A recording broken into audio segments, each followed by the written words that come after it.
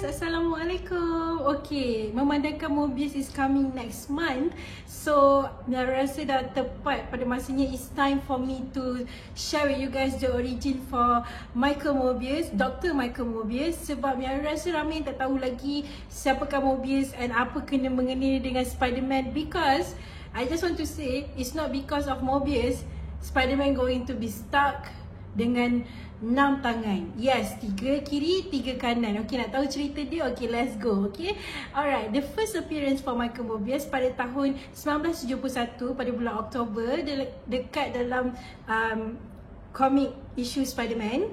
Dan the creator for character Michael Mobius adalah Roy Thomas dengan Gil Kane. Okay, so mari kita borak tentang cerita Mobius punya origin. Okay, so Mobius ni dilahirkan dekat Greece, dibesarkan dengan seorang ibu tunggal. Bapa dia left after Mobius lahir dan dia dibesarkan dengan mak dia. Tetapi Mobius punya cara pembesaran tu lain sikit daripada semua kanak-kanak. Sebab kita tahu kita semua ada childhood, kita main kat luar apa semua. Tapi Michael Mobius terbatas untuk buat semua benda tu sebab dia ada dia ada blood disease, ada penyakit darah yang membuatkan dia tak boleh keluar, tak boleh bermain dengan kawan-kawan dia. So apa yang dia buat, dia duduk kat rumah, dia baca buku, dia mentelaah pelajaran. Okay, dia memang fokus kat situ sebab dia tak boleh nak keluar. Tapi dalam masa hidup dia, dia jumpa 2 kawan yang membesar dengan dia, iaitu Emil Nichols and Lisa Nichols. Okay, diorang ni adik-beradik dan diorang ni sangat rapat dengan Mobius lah sampailah Mobius besar. Okay, so ada dalam satu time tu, masa diorang membesar, Mobius ada simpan harapan dekat Liza, tapi Liza turn him down sebab for Liza, diorang memang kawan je, tak lebih daripada itu. So of course lah, masa tu Mobius still rapat dengan Emil lah. Okay, walaupun Liza dah turn him down. And Mobius ni, dia masuk college, dia dengan Emil masuk college, and dia is a brilliant biochemist dan dia juga pernah memenangi Nobel Prize.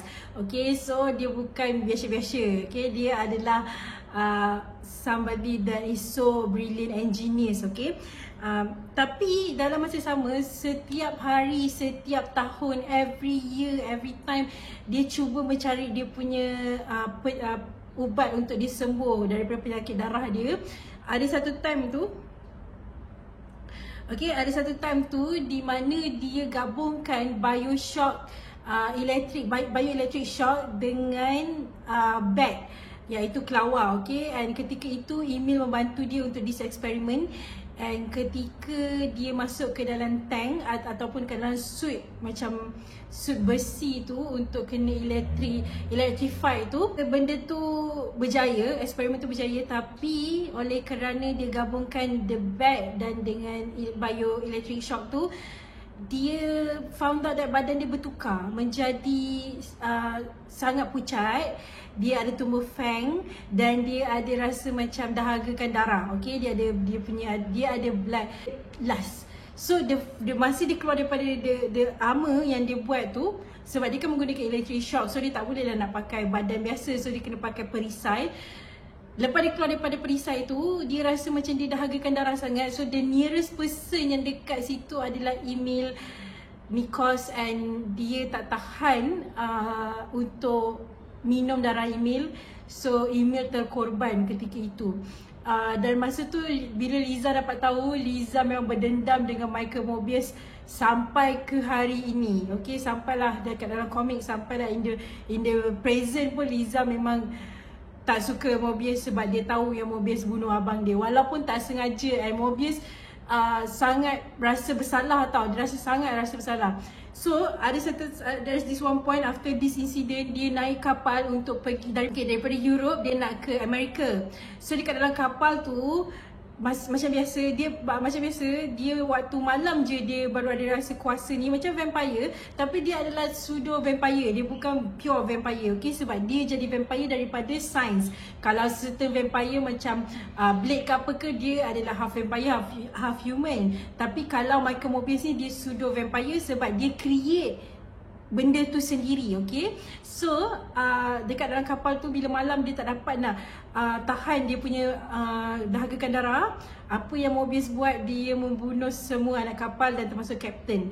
Okay, dan ketika itu dia terbang, lepas everyone in the kapal terbang, dia dah masa tu dah sampai dekat Amerika dah. Dalam masa yang sama, inilah permulaan di mana Spider-Man ketika itu Spider-Man tengah ada satu point in comic ya, masa tahun 70-an ni, Spider-Man tak nak dia punya superpower. Okay, dia tak nak dia punya spider sense apa semua. So dia pun buat macam-macam eksperimen untuk hilangkan the spider sense. Ada satu point tu di mana dia tersalah buat eksperimen, tangan tumbuh lagi 2, kiri dan kanan. So total dekat badan dia ada 6. Even sampai masa tu girlfriend dia call, masa tu Gwen Stacy ajak pergi date pun dia tak nak. Sampai kan Gwen cakap, kau kenapa kau tak nak jumpa aku? Rupa-rupanya sebab Spider-Man ada 6 tangan. Dan dia macam okay, macam mana nak revert benda ni.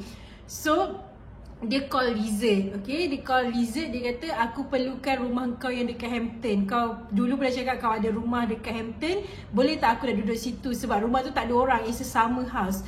So Lizard cakap okay, pergilah, pergi. Aku bagi kau duduk dekat rumah tu sebab rumah tu pun ada lab. So kau boleh buat eksperimen kau kat situ. Dalam masa sama, Michael Mobius terbang dekat area Hampton tu juga. So dia terjumpa dekat rumah Lizard, dia tengok rumah ni tak ada orang. So dia masuk kat dalam rumah tu, dia perasan yang kenapa orang ni pelik, ada 6 tangan ni. So dia kata aku tak kisah sebab time tu dia tengah dahagakan sangat darah. Dia dengan Spider-Man bertemu dekat situ. Okay, dalam masa yang sama, Lizard memang on the way nak pergi Hampton, nak jumpa Peter Parker lah sebab nak tanya keadaan dia apa semua.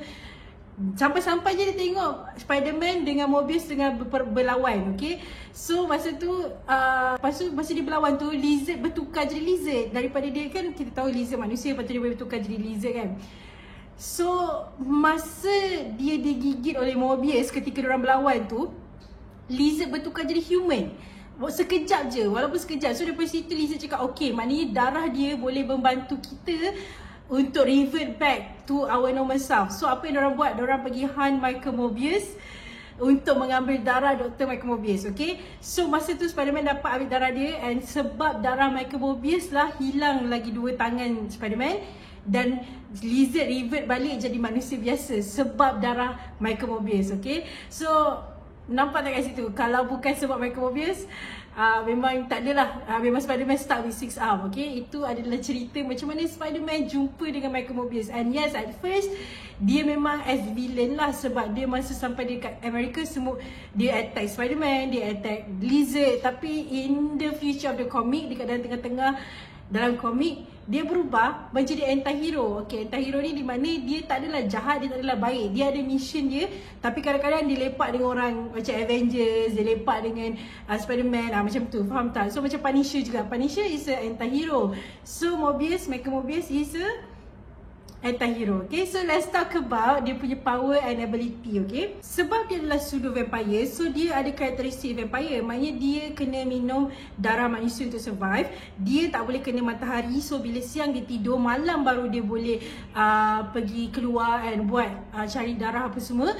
And kerana dia ni adalah vampire, dia boleh fly, dia ada super strength, dari superhuman speed, dari superhuman stamina, dia ada superhuman reflexes juga.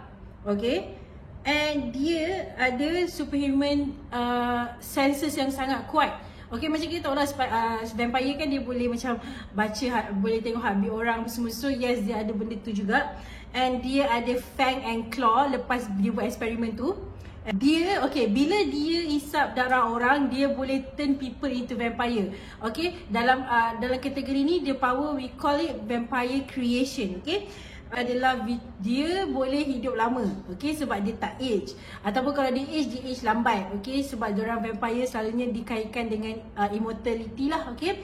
So dia punya abilities, walaupun dia ada power and power semua ni, jangan lupa Michael Mobius merupakan a brilliant scientist, okay. And dia juga tak ada training, tapi sebab lepas dia jadi vampire tu, he's really good in combat, okay. And kalau korang nak tahu, kalau korang perasan dalam trailer Jared Leto ada cakap, for years before that, Marvel was actually forbidden from using characters considered more on the supernatural side. Korang nak tahu tak sebab apa. After I talk with my friend from the States, dia Harry, shout out to you Harry. Harry explain to me that dulu masa zaman 1950-an ada this conservative party dekat US yang buat cakap filem dengan komik tak boleh letak any crime, any supernatural punya hero ataupun superhero dekat front page. Okay, maknanya zaman 50-an ke 70-an diorang tak boleh gunakan Mobius pun dekat big screen sebab bagi diorang benda-benda ni boleh menyesatkan orang. Tapi bila dah masuk alam baru, which is like on like 21st century, sekarang ni kita tengok dekat dalam movie industry banyak gila vampire, banyak gila like werewolf apa semua sebab dia dah the syarat dah tak ada. Sebab itulah Michael Mobius is part of Marvel Legend yang akan return as Michael Mobius lah, okay?